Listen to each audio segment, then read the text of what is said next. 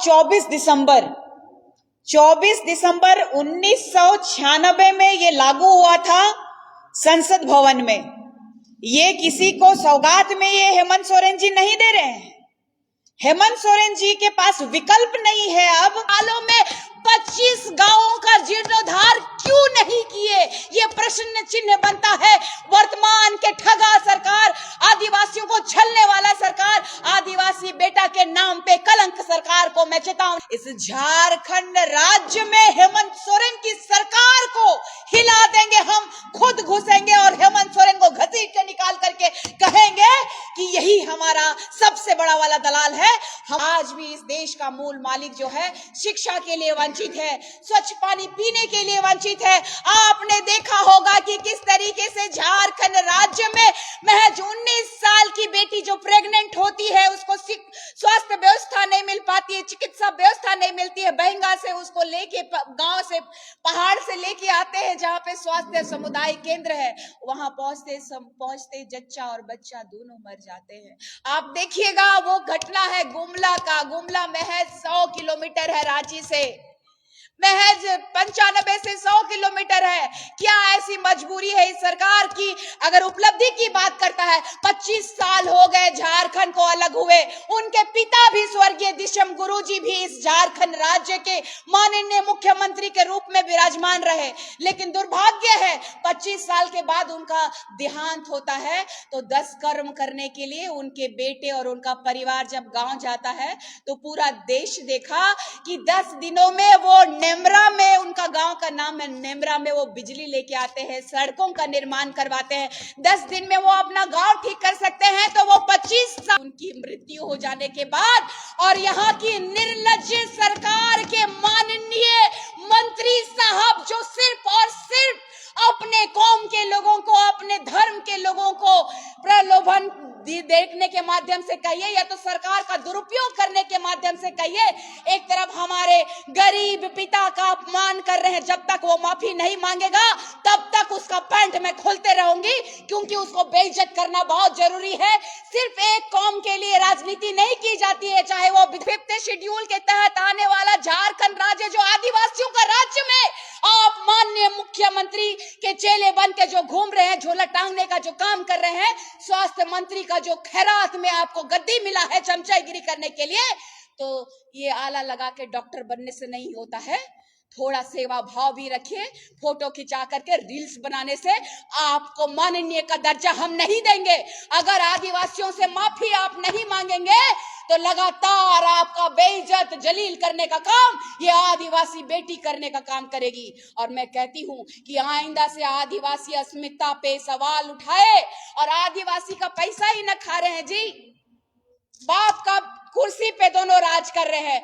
माननीय हेमंत सोरेन जी की पत्नी विधायक है, भाई विधायक है, उनके मरहूम भाई की पत्नी विधायक रही, लेकिन उनका गांव 25 साल बाद जीर्णोद्धार होता है। तो ऐसे झारखंड राज्य के माननीय मुख्यमंत्री जो आदिवासी बेटा है वो आदिवासियों का हितैषी कैसे हो सकता है?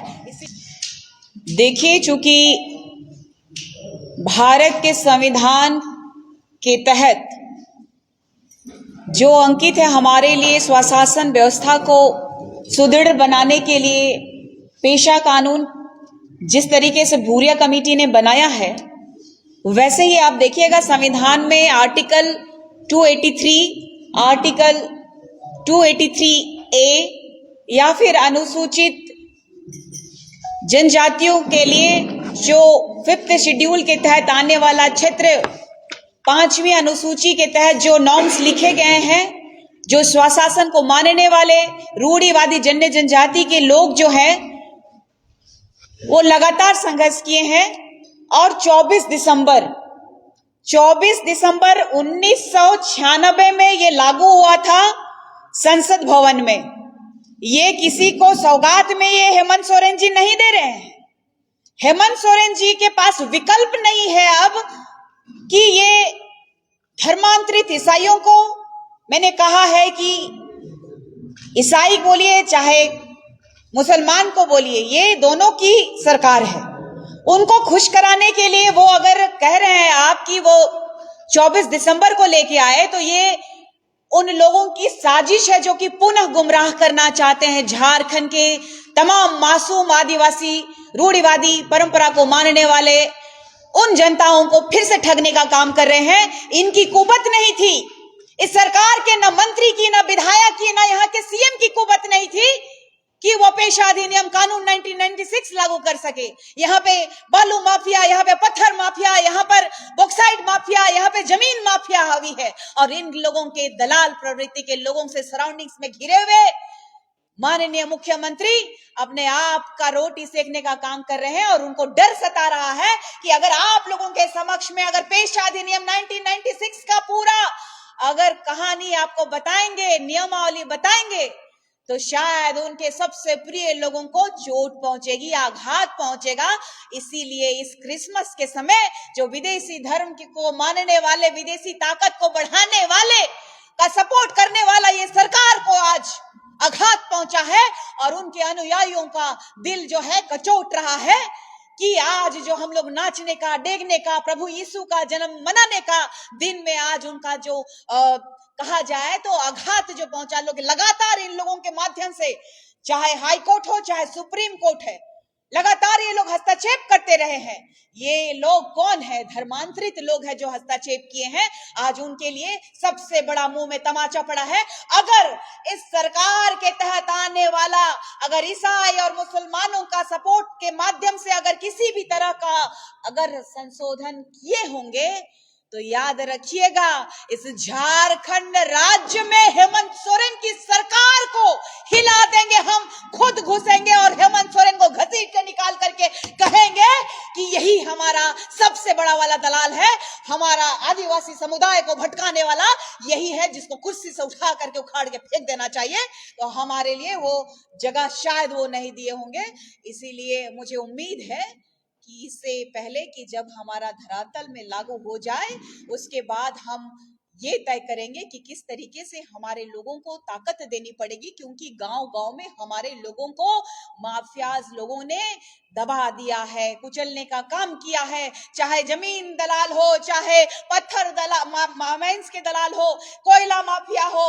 मैंने बोला लगातार इस झारखंड राज्य में अगर इतना ही बड़ा हितैषी होते तो क्यों ये हस्तक्षेप करने का इंतजार कर रहे थे माननीय मुख्यमंत्री जी? ऐसा था तो यहाँ पे भी हस्तक्षेप किया गया था। डीआईजी ग्राउंड के उन रैयतों का क्या आज कह रहे हैं कि भाई मैंने किया।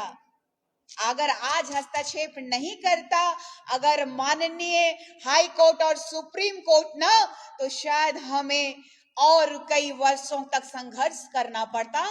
हम तहे दिल से हम इस भारत के संविधान की आत्मा को हृदय से एक रूढ़िवादी परंपरा को मानने वाली बेटी नमन करते हैं और प्रणाम करते हैं उन सभी पदाधिकारियों को जो शीर्ष में बैठे हुए हैं। वो भी जानते हैं कि आज भी न्याय के मंदिर में हमारे आदिवासी रूढ़िवादी परंपरा को मानने वाले लोग विद्यमान नहीं है। ये दुर्भाग्य है कि हमारे झारखंड से हो चाहे पूरे भारत से हो, आदिवासी समुदाय हर फील्ड में अभी हमारा पीछे है और जो हमारे सिस्टम को मारने की कोशिश कर रहे हैं उनको अब समय आ गया है जवाब देने का। धन्यवाद। और कुछ पूछना चाहते हैं तो जनजातीय क्षेत्रों में जनजातियों का शासन, एक दौर वो भी बता रहे थे कि हो सकता है आप लोग में से जो धर्म परिवर्तन करके आ गए, क्या उसको रोकने की भी कोशिश होगी आप लोगों के माध्यम से या उसमें? बिल्कुल बिल्कुल, ग्राम सभा के माध्यम से ये अंकित किया जाएगा, चिन्हित किया जाएगा कि कौन कौन आदिवासियों के लिए अलग कॉलम बनाया गया है। हिंदू, मुस्लिम, सिख, ईसाई, इस भारत के संविधान से पहले भी हमारा कॉलम था और संविधान के बाद भी हमारा कॉलम रहा है। जनगणना 1961 की जब होती है तो उस समय की सरकार जो है हमारा कॉलम हटा देती है और लगातार जो कांग्रेस की सरकार को मैं ढिशुम ढिशुम मारने का काम करती हूँ। क्यों करती हूँ?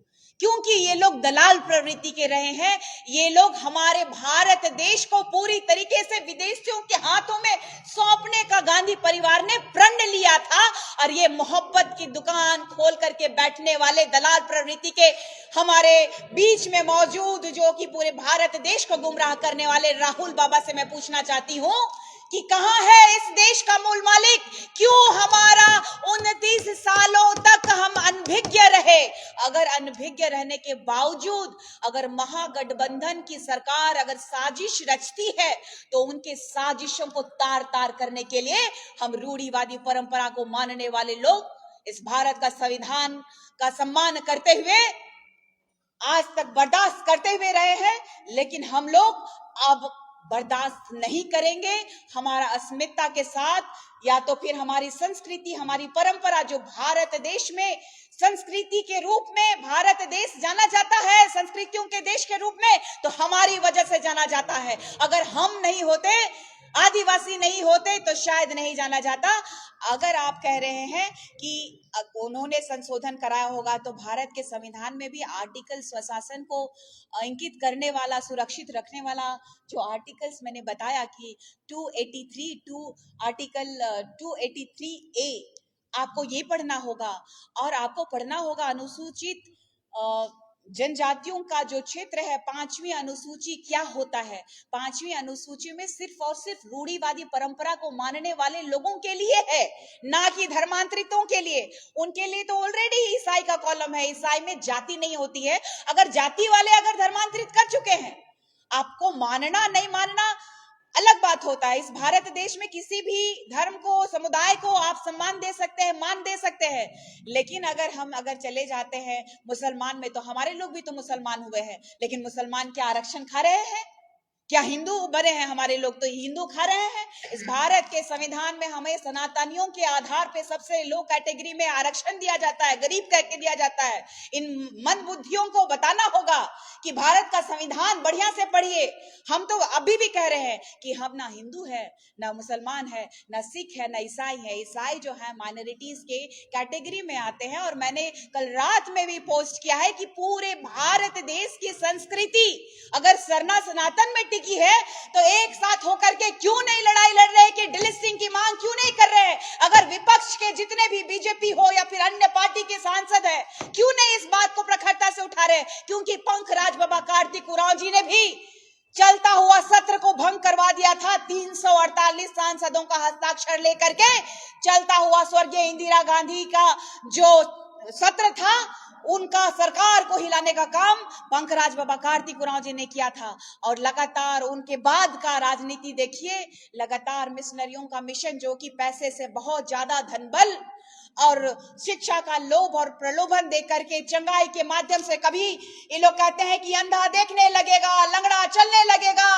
और जो है गूंगे सुनने लगेंगे, और जो है मुर्दे सो जाग जाएंगे। तो इन लोगों को बैठा देना चाहिए हर एक अस्पताल के बाहर, या फिर जहां जहां लाशें जा रही हैं, सारे कब्रिस्तान कहिए या तो फिर शमशान घाट कहिए, वहां बैठा देना चाहिए इन लोगों को, और वहां चंगाई करवाना चाहिए। औकात इनकी पता चल जाएगी लोगों को। इन लोगों ने गुमराह करते हुए पूरे भारत देश में अंधविश्वास फैलाने का काम ये मिशनरियों के मिशन के माध्यम से पूरे भारत में कब्जा करने के लिए इन लोगों के द्वारा फैलाया गया है। इन लोगों का मिशन अब कमजोर हो चुका है, ये जान रहे हैं, समझ रहे हैं। और एक बात जो कि लगातार आदिवासियों को, ये जंगल का कहने वाले लोगों के लिए भी ये पेशा अधिनियम कानून मुंह पे तमाचा मार दिया है।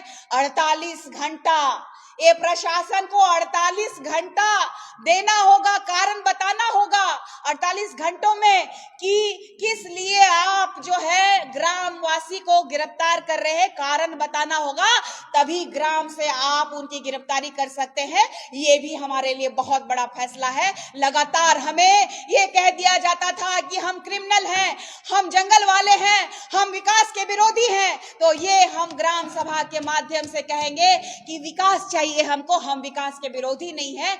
आज भी इस देश का मूल मालिक जो है शिक्षा के लिए वंचित है, स्वच्छ पानी पीने के लिए वंचित है। आपने देखा होगा कि किस तरीके से झारखंड राज्य में महज 19 साल की बेटी जो प्रेग्नेंट होती है उसको स्वास्थ्य व्यवस्था नहीं मिल पाती है, चिकित्सा व्यवस्था नहीं मिलती है। बहंगा से उसको लेके गांव से, पहाड़ से लेके आते हैं जहां पे स्वास्थ्य समुदाय केंद्र है, वहां पहुंचते जच्चा और बच्चा दोनों मर जाते हैं। आप देखिएगा वो घटना है गुमला का। गुमला महज 100 किलोमीटर है रांची से। महज 95 से 100 किलोमीटर है। क्या ऐसी मजबूरी है इस सरकार की? अगर उपलब्धि की बात करता है, 25 साल हो गए झारखंड को अलग हुए। उनके पिता भी स्वर्गीय दिशम गुरुजी भी इस झारखंड राज्य के माननीय मुख्यमंत्री के रूप में विराजमान रहे, लेकिन दुर्भाग्य है 25 साल के बाद उनका देहांत होता है तो 10 कर्म करने के लिए उनके बेटे और उनका परिवार जब गांव जाता है तो पूरा देश देखा कि 10 दिनों में वो नेमरा में, उनका गांव का नाम है नेमरा में, वो बिजली लेके आते हैं, सड़कों का निर्माण करवाते हैं। 10 दिन में वो अपना गांव ठीक कर सकते हैं, तो वो 25 सालों में 25 गांवों का जीर्णोद्धार क्यों नहीं किए? ये प्रश्न चिन्ह बनता है। वर्तमान के ठगा सरकार, आदिवासियों को छलने वाला सरकार, आदिवासी बेटा के नाम पे कलंक सरकार को मैं चेतावनी देना चाहती हूं कि आप 25 सालों में 25 गांव आपने डेवलपमेंट नहीं कर पाए। आप देखिए माननीय स्वास्थ्य मंत्री जो कर की आदिवासी अस्मिता को शर्मसार करते हैं। चाईबासा में एक पिता जो बेबस अपने छोटे से नन्हे से बच्चे को वो झोला में लेके जाते हैं उनकी मृत्यु हो जाने के बाद, और यहाँ की निर्लज्ज सरकार के माननीय मंत्री साहब जो सिर्फ और सिर्फ अपने कौम के लोगों को, अपने धर्म के लोगों को प्रलोभन देखने के माध्यम से कहिए या तो सरकार का दुरुपयोग करने के माध्यम से कहिए, एक तरफ हमारे गरीब पिता का अपमान कर रहे हैं। जब तक वो माफी नहीं मांगेगा तब तक उसका पैंट में खोलते रहूंगी, क्योंकि उसको बेइज्जत करना बहुत जरूरी है। सिर्फ एक कौम के लिए राजनीति नहीं की जाती है, चाहे वो विधायक हो, चाहे मंत्री हो, चाहे सांसद हो, चाहे इस झारखंड राज्य का माननीय मुख्यमंत्री ही क्यों ना हो, किसी एक धर्म की राजनीति नहीं होती है। मैं कहना चाहती हूं कि इरफान अंसारी साहब 3 लाख रुपया का पैकेज आप बिहार से बुला करके अपने कौम की बेटी को इज्जत देने की बात कर रहे हैं। इस झारखंड राज्य जो 5th शेड्यूल के तहत आने वाला झारखंड राज्य जो आदिवासियों का राज्य में आप माननीय मुख्यमंत्री के चेले बन के जो घूम रहे हैं, झोला टांगने का जो काम कर रहे हैं, स्वास्थ्य मंत्री का जो खैरात में आपको गद्दी मिला है चमचागिरी करने के लिए, तो ये आला लगा के डॉक्टर बनने से नहीं होता है। थोड़ा सेवा भाव भी रखिए। फोटो खिंचा करके रील्स बनाने से आपको माननीय का दर्जा हम नहीं देंगे। अगर आदिवासियों से माफी आप नहीं मांगेंगे तो लगातार आपका बेइज्जत जलील करने का काम ये आदिवासी बेटी करने का काम करेगी। और मैं कहती हूं कि आइंदा से आदिवासी अस्मिता पे सवाल उठाए, और आदिवासी का पैसा ही न खा रहे हैं जी, बाप का कुर्सी पे दोनों राज कर रहे हैं। माननीय हेमंत सोरेन जी की पत्नी विधायक है, भाई विधायक है, उनके मरहूम भाई की पत्नी विधायक रही, लेकिन उनका गांव 25 साल बाद जीर्णोद्धार होता है। तो ऐसे झारखंड राज्य के माननीय मुख्यमंत्री जो आदिवासी बेटा है, वो आदिवासियों का हितैषी कैसे हो सकता है? इसीलिए हमारे लिए पेशा अधिनियम कानून जब तक धरातल पे लागू नहीं होता है तब तक हमारे लिए ये चैलेंजिंग है, और लगातार हम लोग संघर्ष करते रहेंगे, उलगुलान करते रहेंगे। धन्यवाद, आभार इस को सुनने का काम किया उन्होंने। और हम सब तहे दिल से तमाम आदिवासी समुदाय के रूढ़िवादी परंपरा को मानने वाले आदिवासी जन्य जनजाति के लोग, जिस तरीके से सरना के लोग जो है, उरांव संस्कृति के लोग पढ़ा समाज के द्वारा स्वशासन को लागू करते हैं, जिस तरीके से बेदिया समाज के लोग जो है सरदारी व्यवस्था में अपना स्वशासन को लागू करते हैं, वैसे ही संथाली, मुंडारीज हो, ऐसे ही अन्य 33 जनजाति के लोग हैं। अलग अलग प्रथाएं, अलग अलग सिस्टम, कस्टमरी लॉ को फॉलो करने वाले लोगों को एक नया आयाम मिलेगा, नया विकास की गंगा बहेगी। हम विकास के विरोधी नहीं है, हम भी विकास के आपने बताया है, जी बहुत अच्छी बात है। जी विकास की उम्मीद करते हैं। जी जी आपने संविधान का हवाला दिया, आपने कई आरोपों के साथ जो नाराजगी है इसे लेकर आपने भी कह दिया, करार दे दिया, लेकिन आप भूल रही है कि वो भी एक क्रांतिकारी झारखंडी आदिवासी पुत्र है। वो पुत्र है, मैं ये कहना चाहती हूँ उनके पुत्र हैं, और उनके बारे में आप मुझे बता दीजिए। ये भारत देश का चौथा स्तंभ मीडिया है, आपने कभी उनको आंदोलन करते देखा? चाहे वो स्टूडेंट के परिप्रेक्ष्य की बात कीजिए, चाहे यहाँ के वृद्धाओं के परिप्रेक्ष्य की बात कीजिए, चाहे जो हमारे गाँव में पानी, जो स्वच्छ पानी पीने को नहीं मिल रहा है, इसकी बात कीजिए। उन्होंने क्या काम किया? अपने पिता के खैरात में मिलने वाला जो हम लोगों ने आदिवासी बेटा बोल करके जनता के द्वारा, जनता के लिए चुन करके लेके आए, लेकिन लगातार बिचौलियों के साथ है। देख लीजिए ना, एक आदिवासी बेटा को फर्जी एनकाउंटर में मार दिया गया। उनका जो हत्या हुआ था उसके पीछे का नाम था पंकज मिश्रा, उनका पत्थर का कारोबारी है। अब देखिए कि इससे पहले और एक बेटी की हत्या हुई थी, रूपा तिर्की, एग्जैक्टली। तो इन लोगों के बीच का व्यक्ति कैसा हो सकता है जो लगातार, आप कह रहे हैं कि फर्जी लोगों के साथ फर्जी मुख्यमंत्री?